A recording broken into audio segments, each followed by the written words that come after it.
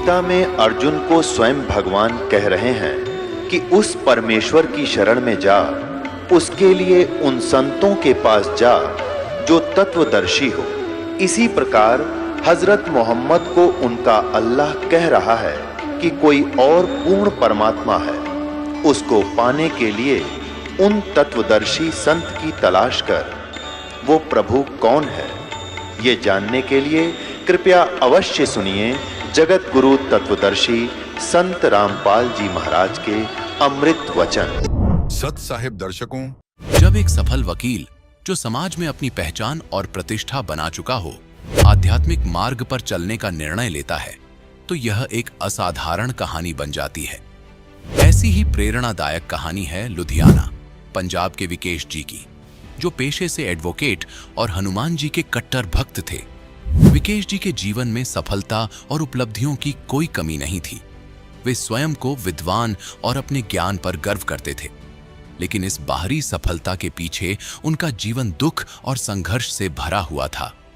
उनकी शराब पीने की आदत ने उन्हें इतना जकड़ लिया था कि वे पूरी रात घर के बाहर बिता देते थे, बिना यह जाने कि उनकी गाड़ी कौन चला रहा है और कौन उन्हें शराब पीने पर मजबूर कर रहा है।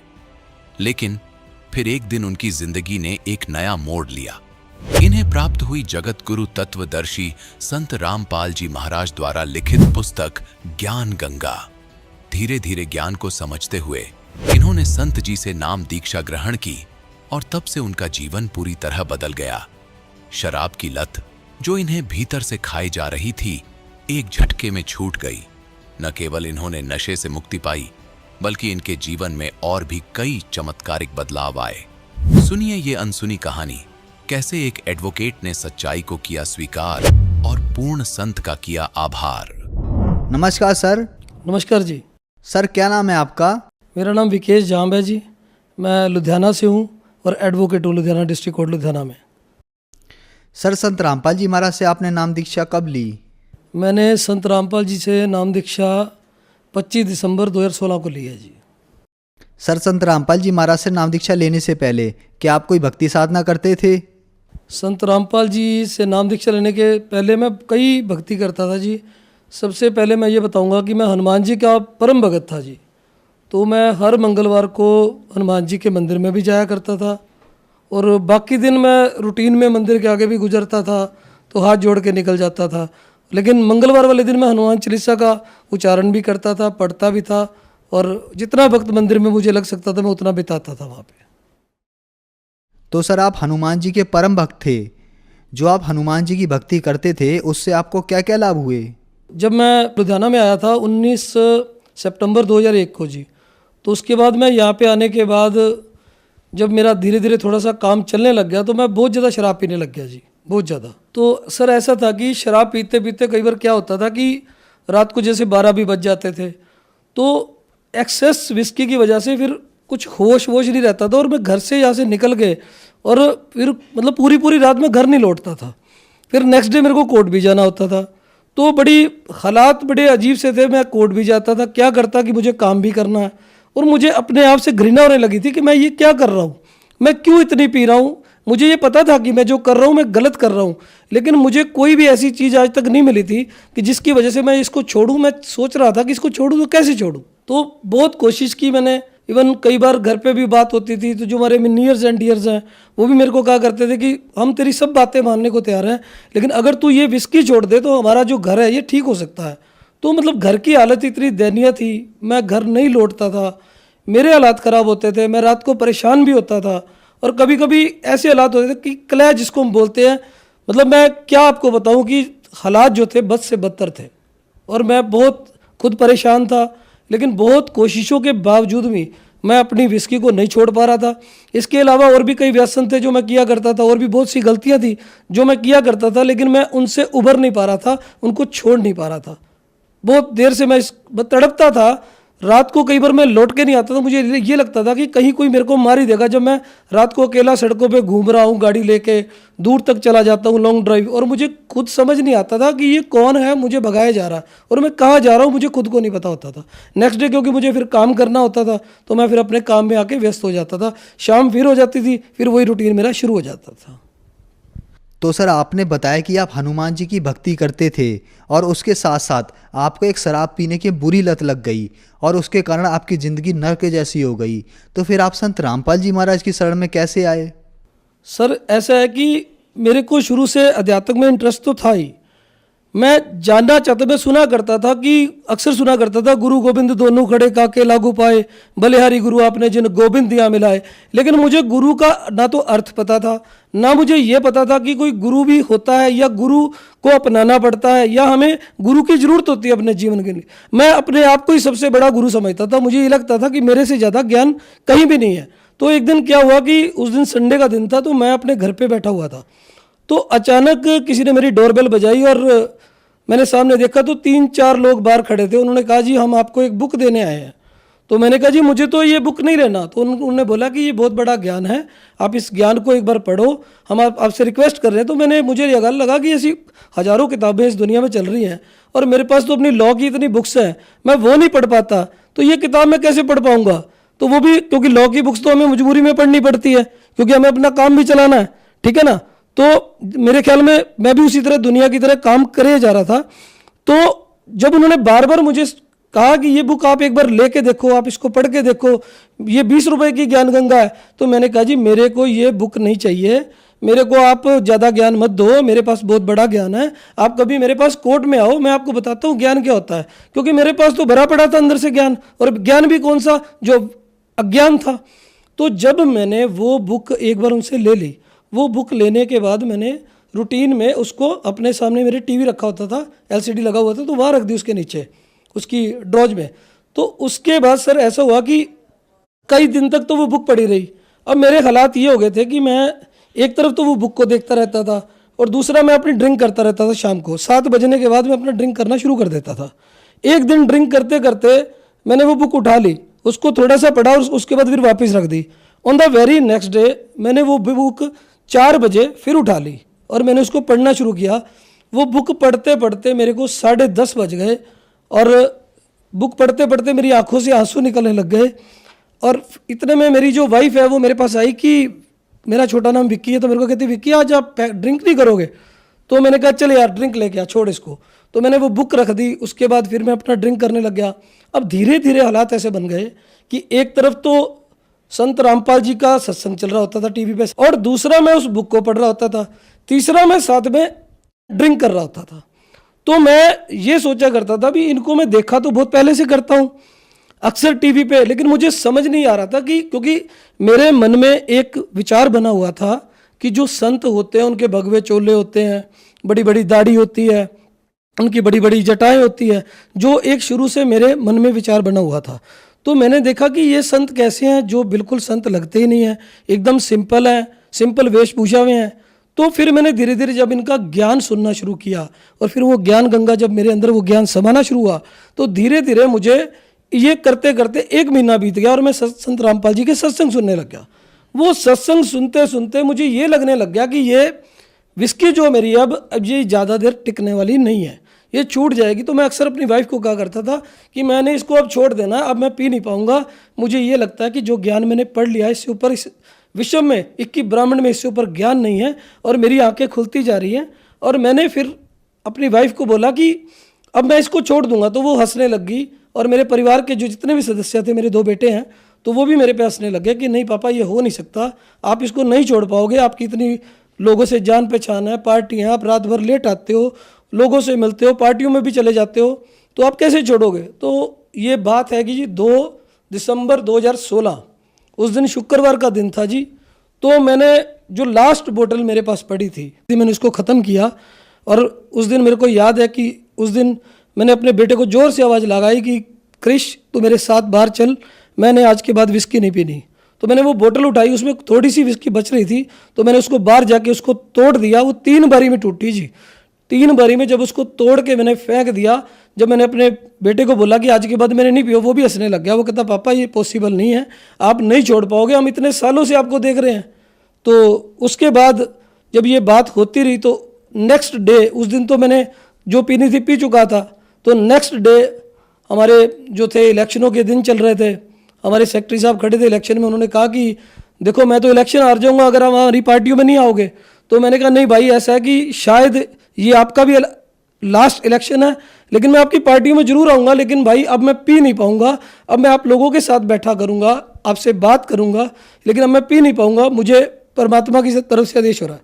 तो उसी रात मेरे को संत रामपाल जी ने दर्शन दिए, मेरा हाथ पकड़ा कि बेटा आज के बाद तूने ये विस्की नहीं पीनी। और उस दिन के बाद सर मैंने कभी टच भी नहीं किया विस्की को, मैं छोड़ चुका हूँ सर। इसके बाद मैंने कुछ दिन तो ऐसे चलता रहा। एक दिन जब मैं सुबह सुबह उठा तो मैंने वाइफ को बोला कि चल मेरे साथ चल, मेरे को नाम दीक्षा लेनी है। तो वो भी हैरान हो गई कि नाम दीक्षा, उसको भी नहीं पता था नाम दीक्षा क्या होती है। तो उससे पहले मैंने काफ़ी फ़ोन किए जो नंबर ये पट्टी पे चलते हैं, लेकिन धीरे धीरे मुझे इस बात का एहसास होने लग गया कि संत रामपाल कोई आम इंसान नहीं है। जिनको मैं आज तक मनुष्य समझ रहा था वही कोई और है। कहते हैं गुरु मानुष कर जानते ते नर कहिए अंध, होए दुखी संसार में फिर पड़े हैं यम के फंद। तो जिस गुरु को मैं ये समझ रहा था कि ये कोई मनुष्य है, तो मुझे बाद में धीरे धीरे इस बात का एहसास होने लग गया कि ये परमात्मा की कोई ऐसी लीला है जिसका पार्ट मुझे भी अदा करना है उनके चरणों में। तो धीरे धीरे मैं इस बात को अंडरस्टैंड करने लग गया। और 25 दिसंबर 2016 को मैंने सुबह सुबह 10:30 पे ये नाम दीक्षा ली। और नाम दीक्षा लेने के बाद जो मेरी ज़िंदगी बदल गई और मैं सब नरकों से छूट गया। सर, आपने संत रामपाल जी महाराज से नाम दीक्षा ली, उससे पहले आपने बताया कि आपको एक बहुत बड़ी विस्की की लत थी, उसे आपने छोड़ दिया। क्या उसके अलावा संत रामपाल जी महाराज से नाम लेने के बाद आपको लाभ प्राप्त हुए? संत रामपाल जी से मिलने के बाद मेरे को वो लाभ हुए हैं कि जो मैं शब्दों में बयान नहीं कर सकता। सबसे बड़ी बात है कि जो मन का सुकून है, जो मेरे मन में शांति है, जो मुझे ये लगता कि मैं 1 महीने बाद शायद डायलिसिस पे चला जाऊंगा, जिस तरह मैं पी रहा था, जिस तरह मैं अपने जीवन को तबाह किया जा रहा था। तो सबसे बड़ा लाभ तो ये है कि मैं आज अपने घर में बड़े खुशी से रह रहा हूँ और कोई प्रॉब्लम नहीं है मेरे को।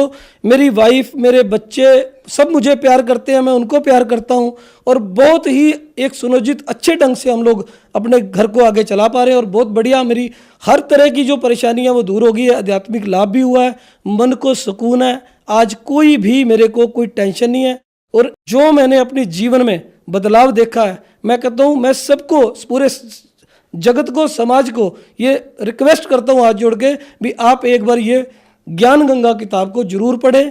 और क्योंकि ज्ञान है, ज्ञान कहीं से भी मिले उसको एक बार जरूर लो। और आप सारे वेद शास्त्रों से इस ज्ञान को टैली करो, किसी पे विश्वास मत करो। आप पहले इसको पढ़ो, पढ़ने के बाद इस पे विचार करो, सभी वेद ग्रंथ लेके आओ और उनमें आपको खुद पता चल जाएगा कि संत रामपाल जी जो ज्ञान दे रहे हैं इससे बड़ा ज्ञान इस सिक्की ब्राह्मण में नहीं है। जो श्रद्धालु आज आपको सुन रहे हैं उनको आप क्या संदेश देना चाहेंगे? देखिए, मैं उन सबको यही संदेश देना चाहूँगा कि जल्दी से जल्दी सभी लोग संत रामपाल जी की शरण में आएँ और ये अपना कल्याण करवाएं, ताकि आने वाला जो जीवन है वो ठीक हो सके। सर, संत रामपाल जी महाराज से नाम दीक्षा कैसे ले सकते हैं? सर, ऐसा है कि संत रामपाल जी से नाम दीक्षा लेने के लिए जो टीवी चैनलों पे उनका सत्संग आता है उसके नीचे जो पट्टी चलती है उसमें नामदान सेंटरों के नंबर भी लिखे हुए हैं। आप उनसे फोन पे संपर्क करके नामदान की दीक्षा ले सकते हैं। धन्यवाद सर। सत्संग। दर्शकों, अभी आपने सुने संत रामपाल जी महाराज से दीक्षा प्राप्त करके सुखी हुए भक्त के अनुभव। अब देखिए जगत गुरु तत्वदर्शी संत रामपाल जी महाराज के मंगल प्रवचन। उसकी माँ को उसने संदेशा दिया कैसे ऐसी होगी। उसकी माँ कहने लगी, भाई यू नाम छोड़ दो, देख नाम लिया तेरा बाबू मर गया, और तो हमने नाम लिया तेरी गाड़ी 80,000 का नुकसान हो गया। लेकिन वो लड़का समझ गया था कसूती तरह, तो अपनी माँ को तो जैसे तैसे उन्हें संतुष्ट किया। फिर वो बताओ था बाद में, कहने लगा जी मैंने तो ये हाथ फैला के ये कहा था परमात्मा अपनी शरण से दूर ना करना, चाहे भीख मंगवा लियो, आपका दास रहे आपकी शरण। नो कहता जी मैं तो उस दिन के बाद और आज तक उस परमात्मा ने ऐसी रजा बख्श रखी उस बच्चे पे, सैकड़ों की संख्या में तो गाड़ी दे दी और उसका दान धर्म की पूरी नीत आज तक ज्यों की त्यों है। तो परमात्मा कहते हैं नुक्ते ऊपर रिझ जाएगा रे, करोड़ कर्म जल जाए तुम्हारे। वो नुक्ता था, जब फेल हो जाता तो खत्म था, वो तो वे लिया था और घना हो जाता। और उस नुक्ते पर नो राज्य हो सा भगवान जो रिझ जगदीश, फिर देखना ठाठ थरे सब क्या है। और फिर इस माया की अपन जरूरत भी नहीं है, लेकिन ये इतनी दे देगा संगवाई नहीं जाएगी आप पर। फिर इसको पा करके विचलित मत हो जाना, ये विष समझ लेना, ये माया आवश्यकता से अधिक कर पे नहीं रहनी चाहिए। और जब मालिक साथ रहा, परमात्मा कहते हैं कल्पे कारण कौन है कर सेवा नहीं काम, मन इच्छा फल दूंगा जब पड़े मेरे ते काम।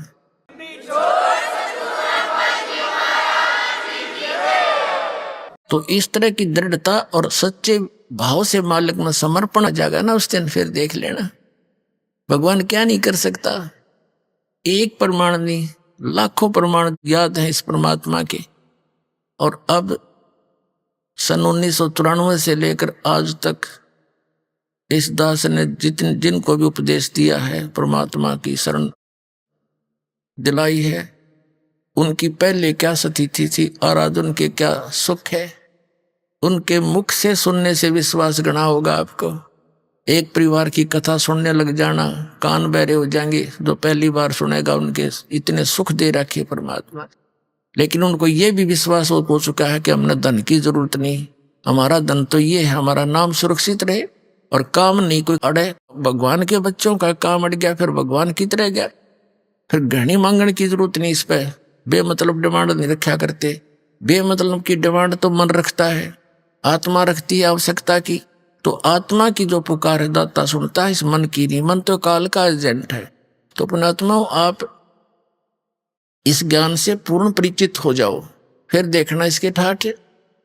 आप देखो कितना धनी है, टेंशन खत्म नहीं।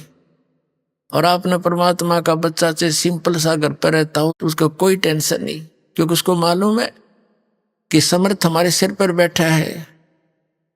से सौंप्या गुरुदेव को सफल होया यो शीस, नितानंद इस शीस पर आप बसे जगदीश। परमात्मा को सिर सौंपा। सिर सौंपना कोई काट के नहीं देना, समर्पित हो जाना। अब वो एक कथा सुनाता हूं आपको। ये सेऊ और सम्मन नाम के, सेऊ तो उनका पुत्र था, सम्मन पिता, नेकी उस सेऊ की मां यानी सम्मन की पत्नी थी। वो दोनों मनियार का काम करते थे। नेकी भी मनियारी का काम करती थी, चूड़ी पहनाया करती थी बहन बेटियों को, और वो मनियार भी। गरीब इतने थे बहुत गिने, हैंड टू माउथ थे, विश्वास भगवान पर दृढ़ था, सत्संग बहुत सुन रखे थे परमात्मा के। अब वो जहां भी चूड़ी पहनाते थे बहनों में बैठकर, तो बहाना सा मिलाकर चूड़ियां भी पहनाते रहते, अपने भगवान की कथा भी सुनाते रहते। हमारे गुरुजी ऐसे हैं, हमारे गुरुजी ऐसे हैं, कबीर नाम है। उन्होंने ऐसे सिकंदर राजा के जलन का रोग था वो ठीक कर दिया। राजा ने एक गऊ काट दी थी बीचों बीच परीक्षा के लेने के लिए भगवान की, कि इसको जीवित कर दे, जब मानू तो कि साहब संत है। वो जीवित कर दी थी। यानी इस तरह की बहुत कथा सुनाया करते थे। तो बहनें उन दोनों का मजाक करा करती, जब तो सुन लेती पीछे तो नो कहा करती तो पागल हो रहे हैं, एक दानक न भगवान बतावे। कहने का भाव ये है कि वो अपने स्वभाव व सबको ऐसे बताते रहती थी। एक दिन क्या हुआ कि सेऊ नाम का जो लड़का था अन्य बच्चों में खेला करता था, वो भी यही कथा सुनाता बच्चों में। तो वो बच्चे कहा करते थे कि आप बताते हो आपके गुरुजी सिकंदर लोधी के वहां गए, घर पर गए, काशी के नरेश के घर पर गए, उन नाम ले रखा था। और भी आप ऐसे दामोदर सेठ के घर पर गए, तुम्हारे घर पर क्यों ना आते? तुम्हारे गुरुजी तो स्वार्थी हैं, वो तो पैसे वाले और राजाओं के पास जाते, तुम्हारे घर पर आए कभी? वो कहने लगा बच्चा था सेऊ, अगना भी हमारे घर पर तो गुरुजी नहीं आए कभी। फिर वो तो भाई पैसे वालों के जाते हैं, ये तो पैसे के पुजारी होते ये गुरु। अब वह बच्चे के बाद खटगी, उसने अपनी माता और पिता से कहा कि माता अपने गुरुजी कभी अपने घर नहीं आ जाएंगे? वो हमारे घर गुरुजी आ जाए तो बड़ी अच्छी बात हो। तो नेकी और सम्मान दोनों कहने लगे, बेटा उनके तो लाखों सेवक हैं, और किस किस के घर में जाओगे, वो तो हमारे साथ ही, वो दूर थोड़े ही हैं। परमात्मा तो बेटा हमेशा साथ रहते हैं। वो सेऊ आंखों में आंसू भर के कहता, माता जी बच्चे ऐसे ऐसे कह रहे थे, और एक बार गुरुजी आ जाना तो मैं उनको कहने जोगा हो जाऊं।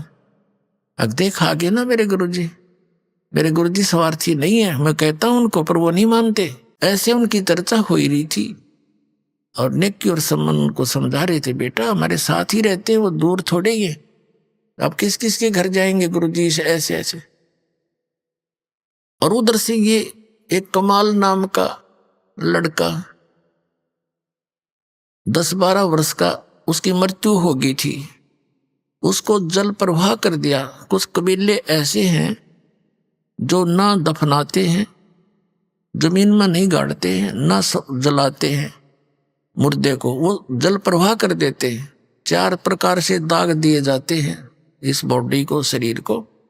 एक तो जमीन में दबा देते हैं, दूसरा सभा कर देते हैं, जला देते हैं, और तीसरा एक बड़ा सा मचान बनाकर ऊंचा सा पिलर उसके ऊपर डाल देते हैं, उसको पक्षियां खा जाते हैं, या जंगल में डाल देते हैं कहीं सुरक्षित स्थान।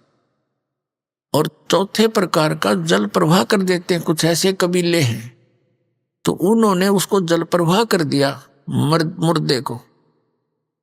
और एक शेख तकी नाम का मुसलमान पीर था, सिकंदर लोधी, दिल्ली के बादशाह का। कबीर परमात्मा जी ने सिकंदर लोधी के जलन का रोग था, जिसने सब जगह इलाज करा लिया था, और सब ने ये कह दिया था कि ये आपके प्रारब्ध का कर्म है, आपको भोगना ही पड़ेगा, कोई इसका विकल्प नहीं। वो कबीर परमात्मा के आशीर्वाद मात्र से ठीक हो गया था सिकंदर लोधी। तो उस कारण से सिकंदर लोधी की आस्था कबीर परमेश्वर में घनी हो गई थी। और वो धार्मिक गुरु ईर्षा करने लग गया कबीर साहब से कि इसने तेरा स्थान ले लिया। वजीर 2 और 2 फकीर ये कभी आपस में मेल से नहीं रह सकते। तो शेख तकी को एक आग सी लगी रहती थी, ईर्षा की अग्नि में वो जलता रहता था, किस प्रकार इस कबीर को नीचा दिखाऊं। और सिकंदर लोधी राजा तो इसको भगवान मान बैठे। तो शेख तकी ने कहा कि सिकंदर लोधी राजा, आपने एक हिंदू काफिर को गुरु बना दिया है, और मैं सब मुसलमानों को बताऊंगा कि राजा काफिर हो गया है और उसको गुरु धारण कर लिया है, हिंदू क्रियाएं करने लग गया है। अब सिकंदर लोधी दिल्ली के बादशाह को पता था कि इसकी बात को पूरा मुसलमान भारत का मानता है, क्योंकि वो पूरे मुसलमान धर्म का हेड था, मुखिया था। उसमें जनता होगी कि तो बात बिगाड़ेगा, जनता को विरोध कर देगा और तेरा राज्य जाएगा। चिंतित हो गया। कबीर साहब को पता चला, कारण बताया गया। तो कबीर साहब ने कहा, पूछ ले ये कैसे प्रसन्न होगा तेरा पीर। तब सिकंदर लोधी ने पूछा, पीर जी आप क्या चाहते हो? कि आप इसको भगवान मानते हो, कबीर को अल्लाह मानते हो?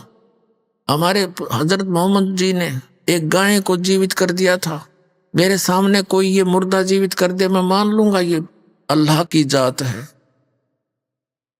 तो कबीर साहब ने कहा, ठीक है भाई, कोई मुर्दा लिया शेख तकी, ला करता हूं कोशिश, जो हो गया था। अब शेख तकी कहने लगा, मैं कहां से लाऊं, कभी टाइम आएगा जब देखूंगा तुझे। इतने में वो टेंशन, वो तो उसको बनी हुई थी सिकंदर लोधी के। परमात्मा टेंशन नहीं देख सकता अपने बच्चे की। दरिया के किनारे खड़ी ये बातें हो रही थी। दरिया के अंदर वो बहता हुआ मुर्दा 12 साल के बालक का आ रहा था। सभी ने देखा कि वो मुर्दा आ गया, मुर्दा आ गया। कबीर साहब ने, शेख तकी, कबीर साहब और सब जो अंगरक्षक थे राजा के, उनके साथ वहां गए हुए थे, वो सभी खड़े हो गए आगे भागकर। तब कबीर साहब ने कहा, शेख तकी पहले तू कोशिश कर ले, कदे बाद में नंबर बनावक मैं भी कर दूं। तो सभी ने कहा, ठीक है पीर जी आप भी ट्राई करो। शेख तकी करेगा, फूफा वो आगे चला गया, मुर्दा काफी दूर। तब शेख तकी कहने लगा, ये तो अपनी इज्जत बचाना चाहता था, मुझे लगा दिया इस पे। ये चाहता था कि ये निकल जाए, तेरे सिर से बला टल जाएगी। मुर्दे कभी जीवित होते हैं, वो तो कभी कयामत के समय होगा। अब कबीर साहब ने कहा, ठीक है, थक लिया तू।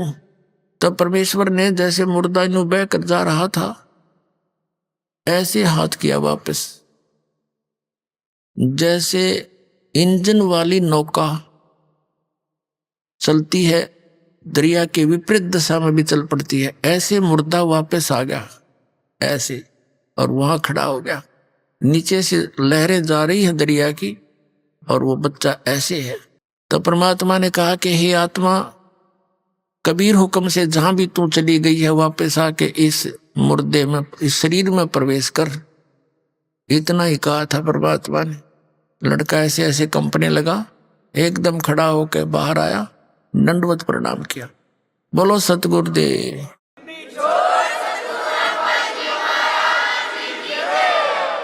सभी ने कहा कि हे परमात्मा, कमाल कर दिया, कमाल कर दिया।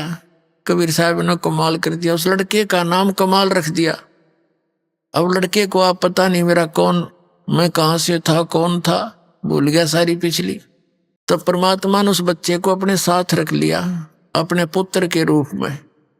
कबीर साहब ने ना कोई विवाह किया था, कोई स्त्री नहीं थी उनकी। 2 बच्चों को, मुर्दों को जीवित किया था।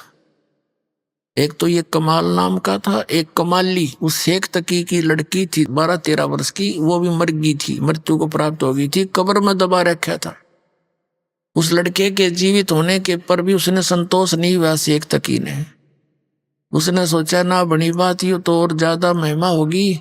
उसने सोचा कि मेरी लड़की कब्र में दबा रखी है और मेरे दोनों हाथों में लड्डू हैं, यदि लड़की जीवित होगी तो मेरी होगी, और हारेगा तो कबीर हारेगा, ना हुई तो ठीक से। तो उसने सारे मुसलमान धर्म को प्रेरित किया, अपने आसपास के जितने उसके दिल्ली के मुसलमान थे, कि भाई राजा तो काफिर हो गया, ये हर वो हर शॉटपट मारी, अब क्या करें पीर जी, आप बताओ जो आदेश दो कि हम आपके साथ हैं। तो उन्होंने कहा, राजा से हम पूछेंगे कि इससे कहो मेरी लड़की को जीवित करके दिखा दे, तब मानेंगे ये भगवान है। तो सारे बोलिए ठीक, क्योंकि हम इतने भोले सा हैं, एक नेता के पास से होके मेरे को बंद करा दिया, हम सारी करने तैयार। वो अपना बेनिफिट देखता है, मूर्ख हमें बनाते हैं ये लोग। ऐसे ही हुआ, हजारों की संख्या में जनता पहुंच गई। राजा ने कारण पूछा, कारण बता दिया, फिर टेंशन होगी, सिकंदर लोधी को क्या तो बात बिगड़ेगी। तब कबीर जी को ये संदेश मिला, परमात्मा ने कहा कि ऐसे कहो, इसको कह दे 3रे दिन इस लड़की को जीवित कर दूंगा, लेकिन आसपास के पूरे क्षेत्र में मुनादी करवा दो, अनाउंसमेंट करा दो कि ये 3रे दिन कब्र से लड़की निकाल के जीवित की जाएगी। अब उसी समय शेख तो कि सारे ढिंडोरे पिटवा दिए, और राजा ने आसपास सब जगह मुनादी करवा दी, अनाउंसमेंट। कोई हजारों की संख्या में लोग इकट्ठे हो गए, दर्शक, कब्र फुड़वा दी। अब कबीर साहब ने कहा कि शेख तकी, अब तू कर ले जंतर मंतर अपनी बेटी को जीवित करने के लिए। तो उपस्थित जन कहने लगे, जी इसके पास कोई शक्ति होती है आध्यात्मिक, तो अपनी बेटी ने कौन मरने देता है, आप ही कृपा करो। तो परमात्मा ने कहा कि हे शेख तकी की लड़की जीवित हो जा। नहीं कोई एक्शन हुआ। दूसरी बार फिर यही कहा, तीसरी बार फिर यही कहा कि हे शेख तकी की लड़की जीवित हो जा। लड़की जीवित नहीं हुई।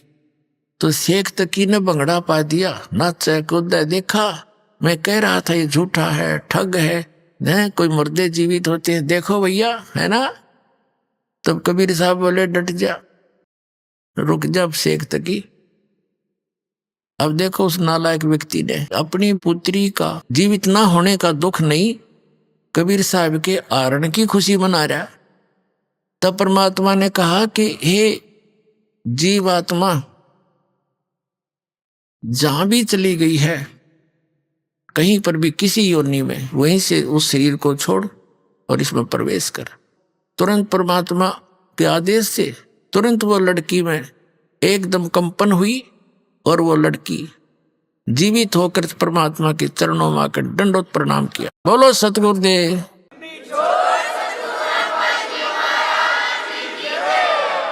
अब सबने कहा कि हे भगवान, कमाल कर दिया, कमाल कर दिया। लड़की का नाम कमाली रख दिया।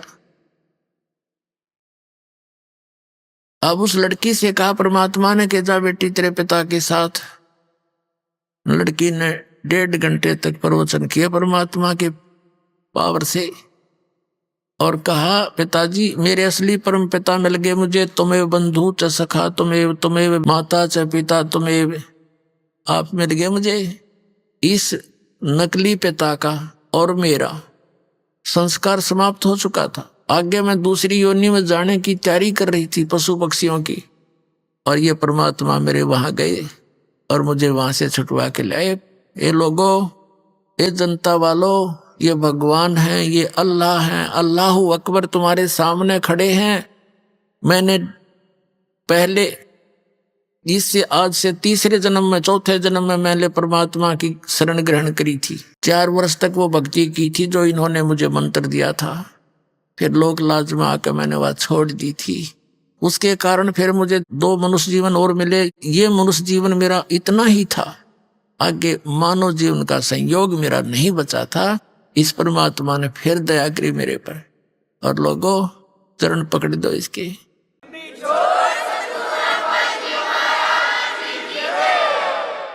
कई हजारों की संख्या में इस चमत्कार को, इस लीला को देखकर कई हजारों की संख्या में उपस्थित लोगों ने कबीर परमात्मा से नाम लिया, उनके शिष्य हुए। तो ऐसे 64 लाख शिष्य हुए थे परमात्मा के। ऐसे उनकी महिमा को देखकर उनको सुख दिए दाता ने, क्योंकि वो तुम्हारा पिता है और वो समर्थ है। इस पूरे ब्रह्मांड में वो परमात्मा एक जरा सी रजा करके और सबको, आपको सारे सुख दे सकता है। जय वो प्रसन्न हो जाता है। प्रसन्न आपने करना पड़ेगा, विधि बता दी। इस परमात्मा के अतिरिक्त आपके हृदय में अन्य उपासना की सपने में बात नहीं आनी चाहिए, तो यू राजी होगा। जो पति भरता पति से राती आन पुरुष नहीं भावे, बस पी हर में सुरत प्रीतम में ऐसे ध्यान लगावे। यानी अपने मालिक के अतिरिक्त किसी और में आस्था नहीं रखे, युग तब प्रसन्न होगा। तो प्रसंग चल रहा था, वहीं आते। अब वो लड़का कमाल परमात्मा के साथ रहा पुत्र रूप में। हम इतने नालायक हो गए, हम भगवान को भी धोखा देते हैं। ये कमाल नाम का जो लड़का था, परमात्मा ने जीवित किया था, अपने बच्चे की तरह रखा। इसको वो अमृत ज्ञान दिया, भक्ति दी, इसका पालन पोषण किया। जब ये जवान हो गया 20-22 वर्ष का, तो फिर ये जो परमात्मा से डेली कथा सुना करता था, आम आदमी ने याद हो जाती, ये तो उसको भी याद होगी। हम इसे भोले भाले हैं, यही हम मार खाते आए हैं। कहते हैं गुरु को तजय बजय जो आना, तापसुआ को फोकट ज्ञाना। अब क्या था, परमात्मा के सुने ज्ञान को, उन्हीं कथाओं को आप सुनाने लग गया। जवान वैसे था, अच्छी सुरीली आवाज थी, तो बहुत सी जो संगत थी वह परमात्मा को थोड़ा और कमाल को ज्यादा चाहने लगी। परमात्मा तक ये बातें आई। उन्होंने सत्संग के माध्यम से बहुत बार कहा कि भाई गुरु को तजय बजय जो आना, तापसुआ को फोकट ज्ञाना। अपने गुरु के अतिरिक्त यदि आप किसी में आस्था रखते हो तो आपको कोई ज्ञान नहीं है, फोकट ज्ञान है उसका। और कहा करते थे कि ये कमाल तुम्हें क्या देगा, ये तो आप एक पुजारी है। इस तरह बहुत बार कहा, लेकिन हम इतने नालायक हैं। हमने यही किया था सतलोक में, जहां हमने मार खाई थी। भगवान कहा करते तुम निरंजन युग क्या देगा तुम्हें, इसकी क्रिया मत देखो, ये तपस्या करा करता था। लेकिन हम अंदर से उसको चाहते रहे। उधर से फिर हम इसके साथ यहाँ आगे देख क्या दुर्गति होगी हमारी। तो परमात्मा ने कमाल को भी धमकाया, भाई अपनी सीमा में रहा कर, ऐसा अच्छा नहीं लगता।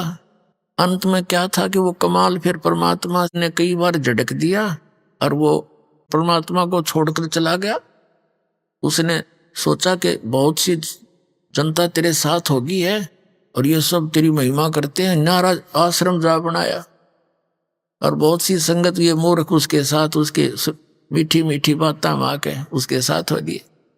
अब बताओ वो एक नकली व्यक्ति क्या देगा उनको, भगवान छोड़कर उनके साथ लग लिए। ये लंबी अलग कहानी है, फिर बताऊंगा। तो वो कमाल नाम का पुत्र परमात्मा के साथ रहता था। उसको अभिमान हो गया था कि मैं जो गुरुजी की सेवा करता हूं और कोई नहीं कर सकता। अब पुण्यात्मा मालिक को पता था, अंतर्यामी थे वो, तो कई बार इस तरह की बातें कमाल जी ने कर दी थी। भगवान ने कहा था कि अच्छा बेटा, परमात्मा कहा करते बेटा तेने सेवक तो देखे नहीं है मेरे। परमात्मा ने उस कमाल की फड़क निकालनी थी। जो मैंने आपको बताया कि वो छोड़कर चला गया, वो तो बहुत बाद की बातें हैं। पहले वो साथ रहता था और उसको इस बात का भ्रम हो गया कि मैं सेवा कर रहा हूं, भगवान की सेवा यू जीव कर सकता है जो सबका पालक, वो तो समर्थ है। सेवा दे रखी थी, कर्म बिगाड़ने नहीं चाहिए, बनाने चाहिए थे। उसको ये भ्रम हो गया था कि मेरे जैसा सेवक नहीं हो सकता कोई। जैसे अर्जुन को भ्रम हुआ था कि मेरे जैसा भक्त सेवक श्री कृष्ण जी आपका नहीं होगा कोई। उसकी फड़क निकालने के लिए कहाँ गए थे? मोरध्वज के घर पे। राजा मोरध्वज अपने पुत्र ताम्रध्वज को राज तिलक देने की खुशी में एक अनुष्ठान कर रहा था, तो वहां चले गए थे। तो उन्होंने वहां उनसे कंडीशन रखी थी कि मेरा शेर मनुष्य का मांस खाएगा। वह कथा आपने सुन रखी है। तो उसने फिर मोरध्वज ने और उसकी पत्नी ने अपने पुत्र ताम्रध्वज को आरे से चीर दिया था और 2 फाड़ कर दिए। वो भगवान श्री कृष्ण ने फिर जीवित कर दिया। अर्जुन की फड़क काटी थी कि भाई तूने क्या था मेरे जैसा सेवक को ना, सेवक तो तूने देखे नहीं। अब देखो पुण्यात्माओं, इसी लीला को गाते गाते सुनते सुनते हम बहरे होंगे कि इस कारण से हमने उनको श्री कृष्ण को भगवान मान लिया। और वही श्री कृष्ण जी अपने भांजे अभिमन्यु को जीवित नहीं कर सका, जो महाभारत के युद्ध में मारा गया था। सुभद्रा के पुत्र थे अभिमन्यु, अर्जुन के पुत्र। पांडवों का कुल नाश हुआ था, सारा कुल पांडव रोए थे, सुभद्रा रोए थी और कृष्ण रोए बैठ के अपनी बहन के दुख में। श्री कृष्ण जीवित नहीं कर सका। तब धर्मदास ने पूछा था भगवान कबीर जी से, परमेश्वर जी से, कि ये क्या कारण था, फिर आप ही समाधान बताओ। परमात्मा ने कहा कि मोरध्वज के पुत्र ताम्रध्वज की आयु शेष थी, उसको मार के जीवित कर देना ये कोई बड़ी बात नहीं है। तो आम संत कर देता है, ऐसी बात है, जादूगर कर देता है। लेकिन अभिमन्यु की श्वास शेष नहीं थे, आयु शेष नहीं थी, इसलिए वो फेल हो गए। और परमात्मा कबीर जी ने उन दोनों बच्चों की आयु शेष नहीं थी, वो दोनों की बढ़ा दी। तो समर्थ कौन? समर्थ का शरणाग हो रंग होरी हो और कदे ना हो अकाज राम रंग होरी हो।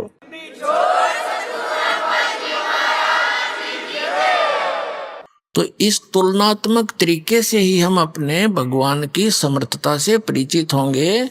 ये अमर कथा जो दास सुना रहा है ये छुपा दी गई थी, इसको ऊपर नहीं आने दिया था। नकली आचार्य और शंकराचार्य और मंडलेश्वर ब्राह्मण गुरुओं ने ये इन कृष्ण और राम की महिमा सुना सुना कर बहरे कर दिया। जरो अमर है, सर्वेश्वर है, महेश्वर है। ये खुद कहते हैं हम नासवान है, जन्म मृत्यु होती है।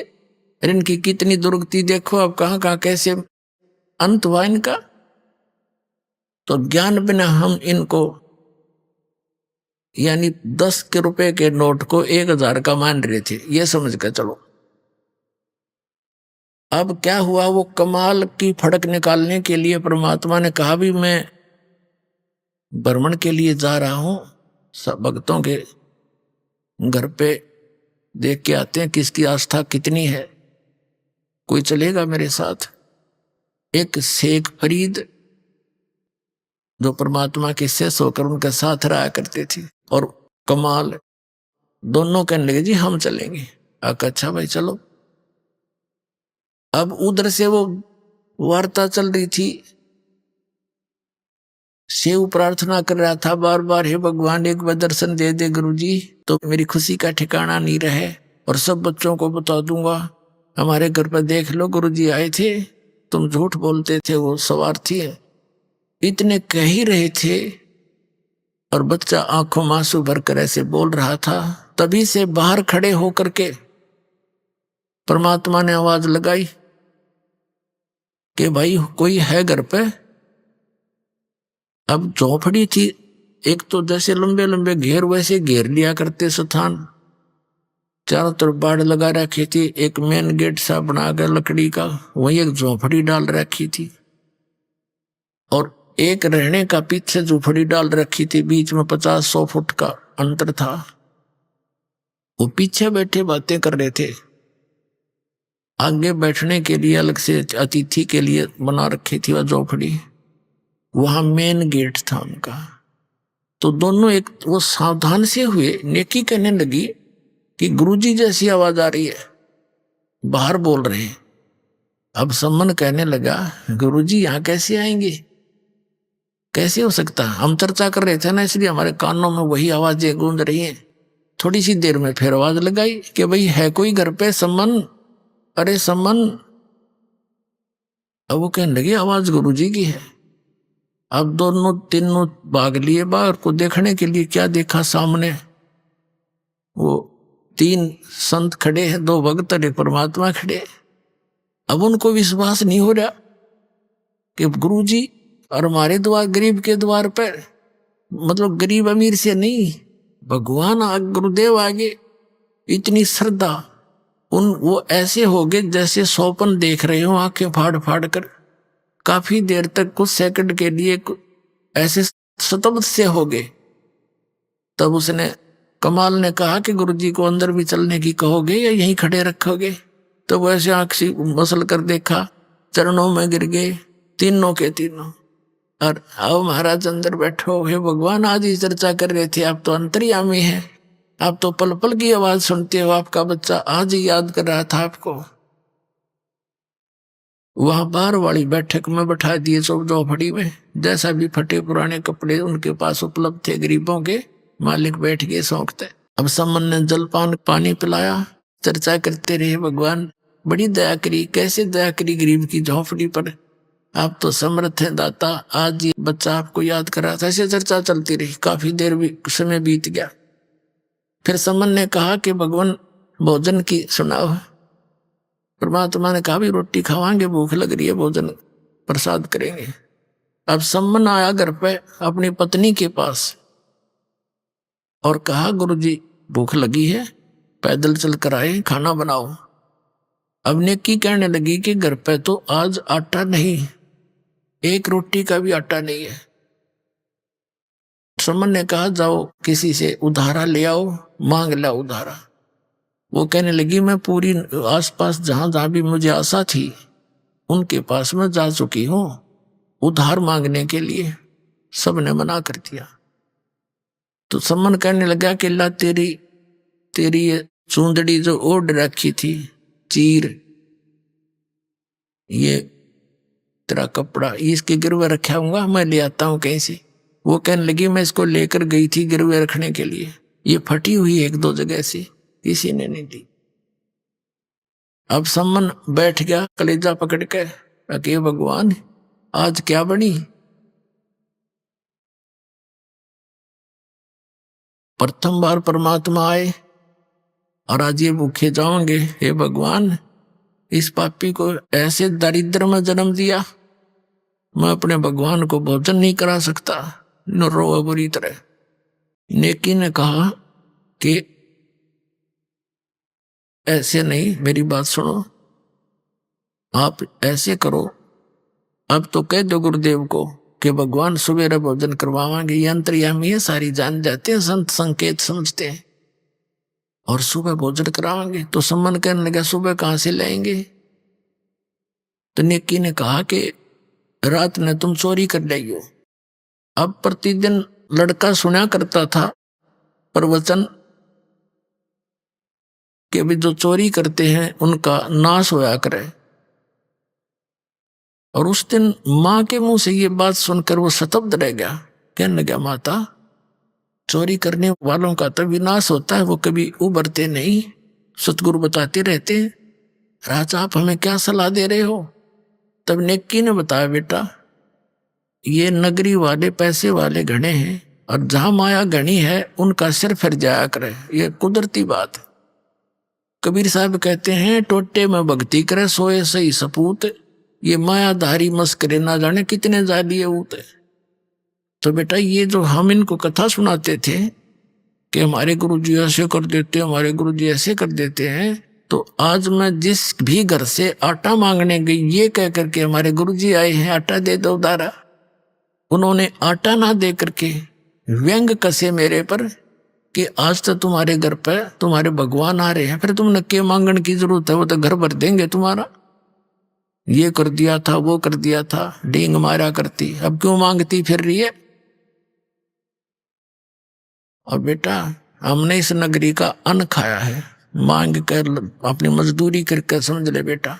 और ये बालक हैं, आग में हाथ देने जा रहे हैं। फिर एक कथा सुनाई कि एक नगरी में ऐसे पैसे वाले लोग घने हो गए, जहां जहां माया घनी है पुण्यात्माओं, भगवान से कोसों दूर कर देती है। या ये सबसे बड़ा विष है, और जिसको हम डेली खा रहे हैं और चोरी कर कर खा रहे हैं। कहीं देख लो, किसी एक क्षेत्र में आज कोई पीछे नहीं है। तो ये विष इसलिए खा रहे हैं, हमने इसका पता कोई नहीं, यो हमें मार डालेगा। अब इस ज्ञान से पता चलेगा कि इसकी तो आवश्यकता नहीं बकवादों की। भक्ति के लिए तो सबसे बड़ा दुश्मन है, और आपको भगवान देगा जो आवश्यकता होगी, समर्थ आपके साथ है, वो देगा जो आपके विष का काम ना करेगी।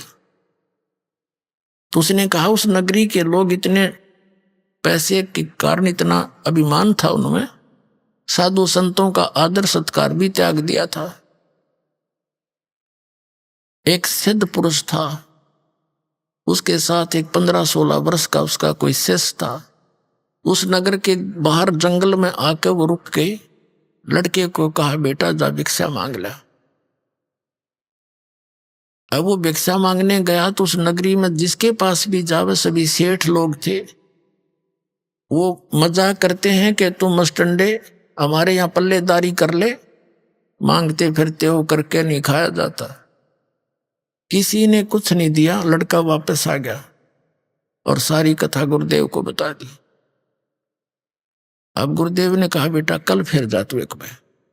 वो अगले दिन फिर गया, सब ने वही जवाब दिया, लेकिन वो वापस आ रहा था।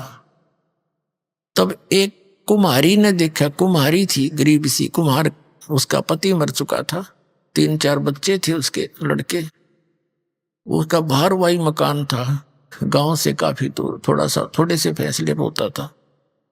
तो उसने देखा कि बालक काल भी भूखा गया, उसको पता था कि ये लोग कुछ नहीं देंगे इनको, शायद ये किसी का आदर करना नहीं जानते, इनका सिर घूम रहा है। उसने एक माँ की दृष्टिकोण से देखा कि मेरा बालक होता और 2 दिन भूखा सोता, कैसे जीवन व्यतीत करता। तो उसने कहा, महाराज आप कल भी आए थे, खाली गए, आज भी खाली जा रहे हो? कहा, माई खाली जा रहा हूं। अभी आपने सुने संत रामपाल जी महाराज के मंगल प्रवचन। आइए अब सुनते हैं संत रामपाल जी महाराज से नाम दीक्षा लेकर सतभक्ति करके अद्भुत लाभ प्राप्त करने वाले अनुयायी के विचार। दर्शकों, जहां एक ओर आज के समय में बच्चे भक्ति और भगवान से दूर होते जा रहे हैं, वहीं दूसरी ओर एक ऐसी प्रेरणादायक कहानी भी है जो आपको सच्ची भक्ति की शक्ति का एहसास कराएगी। यह कहानी है शिवपुरी मध्य प्रदेश की रहने वाली सपना रजत जी की, जो अभी पढ़ाई कर रही हैं। इतनी छोटी उम्र में भी सपना जी भक्ति मार्ग पर चल रही है और पूर्ण परमात्मा की कृपा से सभी विकारों से दूर है। पहले इनका परिवार देवी देवताओं की पूजा अर्चना में लगा हुआ था, लेकिन समस्याओं का सिलसिला थमने का नाम नहीं ले रहा था। इनके पिताजी नशे के शिकार थे और इनकी मां निरंतर चिंताग्रस्त रहती थी। इस बीच सपना जी की बहन को भी टीबी जैसी गंभीर बीमारी ने घेर लिया था। सपना जी के मन में यह प्रश्न रहता था कि यदि ईश्वर हैं, तो फिर हमें इन समस्याओं का सामना क्यों करना पड़ रहा है। इसी दौरान इनकी माता जी को एक व्यक्ति ने पूर्ण संत रामपाल जी महाराज जी के बारे में बताया।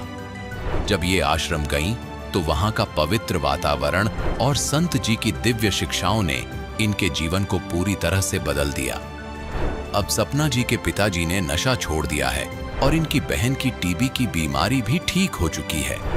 दर्शकों, यह कहानी केवल एक उदाहरण नहीं, बल्कि यह प्रमाणित करती है कि सच्ची भक्ति और एक सच्चे गुरु की कृपा से जीवन की हर बाधा को पार किया जा सकता है। आइए सुनते हैं सपना रजत की यह प्रेरक कहानी, उन्हीं की जुबानी। नमस्कार जी। सत साहिब। क्या नाम है आपका? सपना रजक। कहाँ से आए हो? सुप्री एमपी से। सपना, क्या करते हो आप? पढ़ाई। संत रामपाल जी महाराज से नाम दीक्षा आपने कब ली?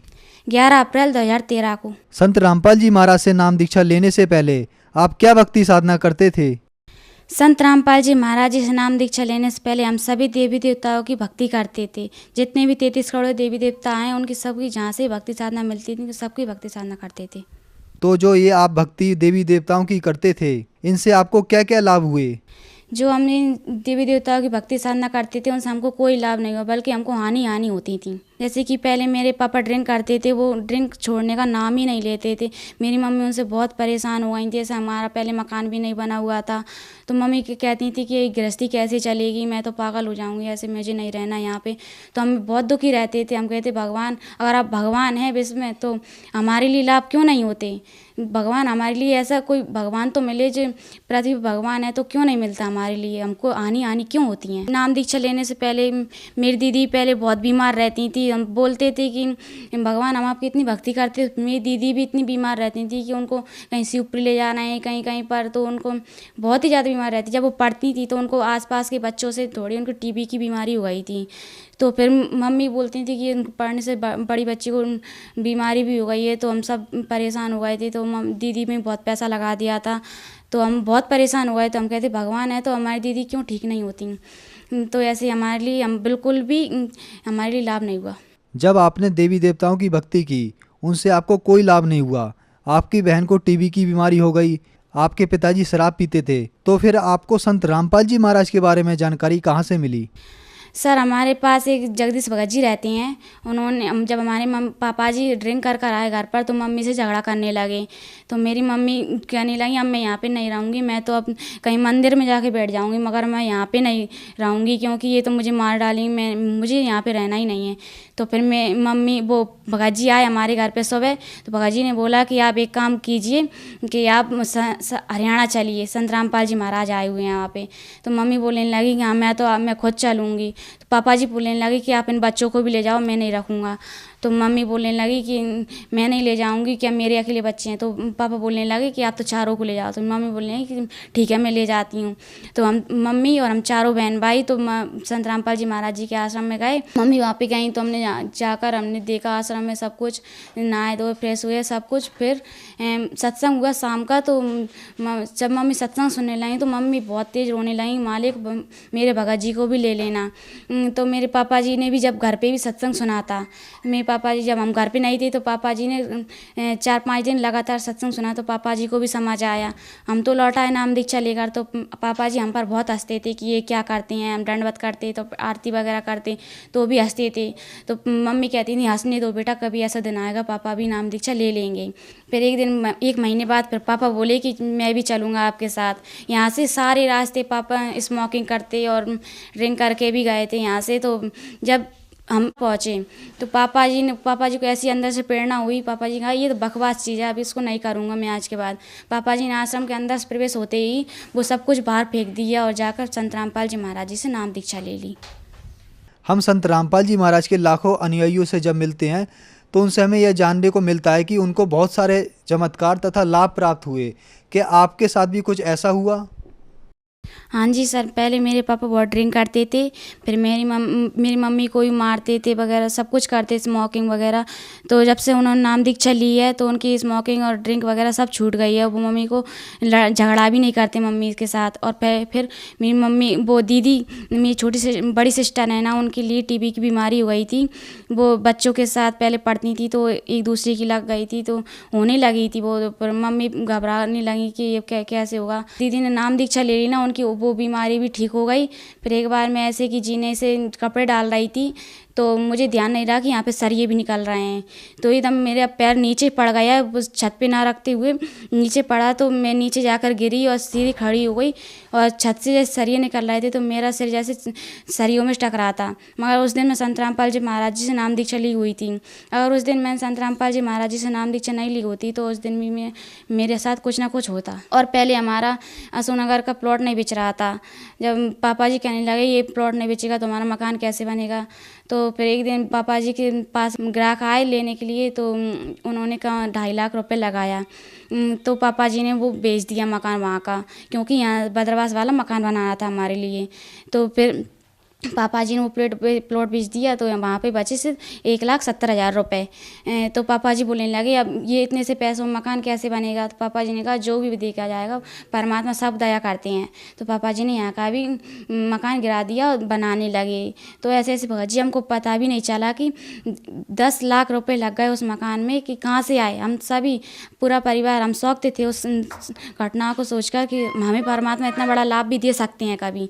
और सबसे और आध्यात्मिक लाभ हुआ, शारीरिक लाभ बहुत हमें लाभ हुए। और उसके बाद मेरी मम्मी को बवासीर की बीमारी भी हो गई थी, वो कहीं पर भी ठीक नहीं हो रही थी। तो संत रामपाल जी महाराज जी से नाम दीक्षा ली तो वो मेरी मम्मी की बवासीर की बीमारी ठीक हो गई। पहले ना मुझे भूत प्रेत की बाधा थी, जो पहले मुझे पता ही नहीं था यम की दूत क्या होती है। मगर अब संत रामपाल जी महाराज जी से मैं नाम दी चली, मुझे पता चली कि यम की दूत होती हैं। पहले वो कोई छाया सी आती थी और मेरा गला दबाती थी। मैं रात के करीब 11-12 बजे तक तो मैं सोती थी, मुझे पता लगता मेरे की दिखाई नहीं देता मुझे कौन मेरा गला दबा रहा है, सांस भी दब जाती थी। तो मैं कहती थी हे परमात्मा आप भगवान हैं तो मुझे बचाइए ना। मैं डर की वजह से अपने मम्मी पापा को भी नहीं बोलती थी। और संत रामपाल जी महाराज जी से नाम दीक्षा लेने के बाद मेरी भूत प्रेत की बाधा थी वो भी ठीक हो गई। आज हमारा पूरा परिवार संत रामपाल जी महाराज जी से नाम दीक्षा लिए हुआ है और सब भक्ति साधना करते हैं। आप कौन सी क्लास में पढ़ते हैं? क्लास 8। आपने बताया कि आप 8th क्लास में पढ़ते हैं और इस एज के बच्चे मूवी, म्यूजिक, कार्टून आदि में ज़्यादातर ध्यान देते हैं और आप संत रामपाल जी महाराज की भक्ति कर रहे हैं, तो क्या आपको इस उम्र में अजीब नहीं लगता? क्या आपके साथ के बच्चे आपको कुछ नहीं कहते? हाँ देखिए सर, पहले तो मैं अगर हम भक्ति नहीं करते तो पहले मुझे भूत प्रेत ही बांधाती। अगर मैं भक्ति नहीं करती तो मेरी तो आज डेथ हो ही जाती। वो भी संत रामपाल जी महाराज की दया से मैं आज बची हूँ। तो हमको भक्ति ज़रूरी है, फिर मूवीज़ वगैरह देखना ज़रूरी है। और जो भक्ति तो कौन नहीं करता है, एज से मतलब नहीं है। एज तो बुढ़ापे में ही करते हैं और जवानी में सब भक्ति करते हैं। तो बुढ़ापे में अगर भक्ति नहीं कर पाई जो लोगों ने तो फिर वो क्या करेंगे। तो मेरा यही निवेदन है कि भक्ति ज़रूरी है। आपको संत रामपाल जी महाराज से नाम दीक्षा लेने के बाद बहुत सारे लाभ प्राप्त हुए, तो जो आज आपको सुन रहे हैं उनको आप क्या संदेश देना चाहते हैं? संदेश तो नहीं दे पाऊंगी, मैं उनसे निवेदन ही करूंगी कि पृथ्वी पर संत रामपाल जी महाराज आए हुए हैं, क्योंकि मनुष्य जन्म बहुत दुर्लभ है, ये बार बार नहीं मिलता। मनुष्य जन्म बहुत दुर्लभ है, मिले ना बारंबार, तरबर से पत्ता टूट गिरे बहुर न लगता डार। ये फिर बार बार जन्म नहीं मिलेगा, ना जाने फिर हम ये जन्म मिला है, फिर अगली बार हम कौन सी योनि में जाएंगे, कौन सी जन्म मिलेगा हमारे लिए, फिर भक्ति कहाँ से करेंगे। मनुष्य जन्म यही प्राइम टाइम है, इसमें गोल्डन चांस हमारे लिए, और इसमें भक्ति साधना कर लिया तो कर लिए, नहीं फिर बाद में नहीं कर पाएंगे। और जल्दी से जल्दी जितना जल्दी हो सके संत रामपाल जी महाराज जी की शरण में आओ और अपना कल्याण कराओ, क्योंकि यही प्राइम टाइम है, गोल्डन चांस अगर हमने छोड़ दिया तो ये मौका बार बार नहीं मिलेगा। संत रामपाल जी महाराज की शरण में कैसे आ सकते हैं?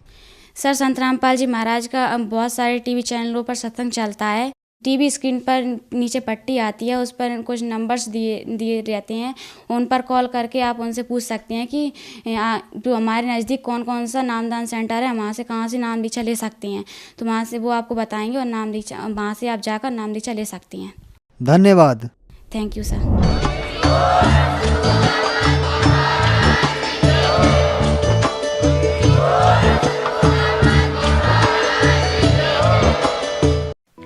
आप सुन रहे थे जगत गुरु तत्वदर्शी संत रामपाल जी महाराज के मंगल प्रवचन।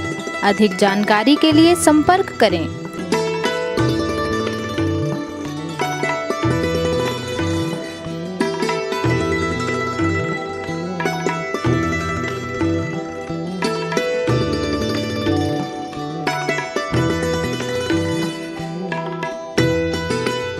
जगत गुरु तत्वदर्शी संत रामपाल जी महाराज जी के पावन सानिध्य में भक्ति की अलख जगाने तथा श्रद्धालुओं को सत्य भक्ति मार्ग का रास्ता दिखाने हेतु कनाडा के लोकप्रिय channel the TV NRI channel पर जगत गुरु तत्वदर्शी संत रामपाल जी महाराज जी के मंगल प्रवचनों का प्रसारण प्रतिदिन सुबह 7:30 बजे से 8:30 बजे तक तथा रात्रि 7:30 बजे से 8:30 बजे तक किया जा रहा है। इस सत्य भक्ति मार्ग को अपनाने के लिए अधिक से अधिक सत्संग प्रसारण देखें। इस सत्संग प्रवचन का सीधा प्रसारण संत रामपाल जी महाराज लाइव सत्संग YouTube चैनल और जगत गुरु संत रामपाल जी महाराज फेसबुक पेज पर भी देख सकते हैं।